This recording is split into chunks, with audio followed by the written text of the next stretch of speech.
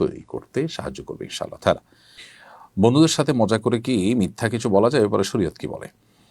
আমাদের তরুণদের অনেকের মধ্যে এই ব্যাধিটি বেশ মারাত্মকভাবে দেখা যাচ্ছে যে রসিকতা করে মিছামিছি তারা অসত্য কথা বলছেন, মিথ্যা কথা বলছেন এবং মনে করছেন যে এটা পার্ট অফ বিনোদন, এটা তো সিরিয়াস না, তাহলে গুনাহ হবে না।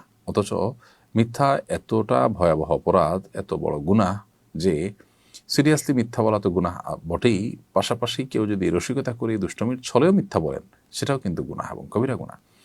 এই জন্য নবী করিম সাল্লাল্লাহু আলাইহি ওয়াসাল্লাম বলেছেন, আনা যাইবুন বিবাইতিন ফি ওয়াসাতিল জান্নাহ লিমান তারাকাল কিযবা ওয়া ইন কানা মাযিহান। যে ব্যক্তি মিথ্যা কথা পরিহার করবে, হোক সেটা দুষ্টমি করে, রসিকতা করেও যে মিথ্যা কথা বলবে না, সে ব্যক্তির জন্য নবী সাল্লাল্লাহু আলাইহি ওয়াসাল্লাম জান্নাতের সেন্টার পয়েন্টে একটি প্রাসাদ আল্লাহর কাছ থেকে পাইয়ে দেওয়ার দায়িত্ব দিয়ে নিয়েছেন। এই জন্য মিথ্যা সর্বাবস্থা পরিত্যাজ্য, হোক সিরিয়াসলি হোক সেটা দুষ্টমি করে আপনার বিনোদনের ছলে।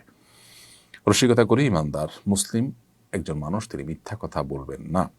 একটু ঘুরিয়ে বলা, যেটা সরাসরি মিথ্যা নয়, সেটা ভিন্ন বিষয়।